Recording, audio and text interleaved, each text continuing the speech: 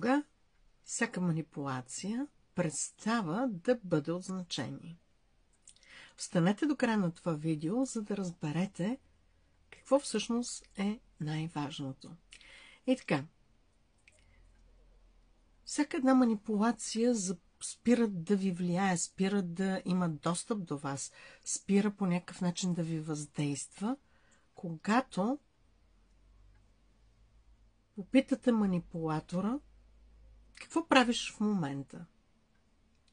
Това изречение е като един знак стоп, който може да обърка вашия събеседник, който се опитал да ви манипулира.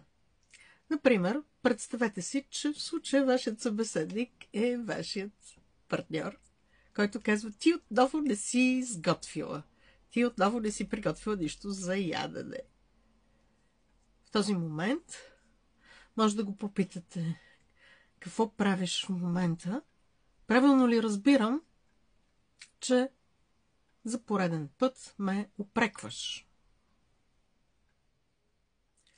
Много често едно такова поставяне на огледалото пред манипулатора, говорим все пак за здравословни отношения, нека да отворим тези скоби, може да спре тази манипулация.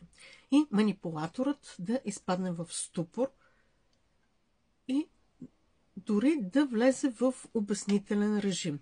Опитайте и споделете в коментари вашия опит и, разбира се, ако имате ваши стратегии, ваши тактики, да се справите с манипулатора.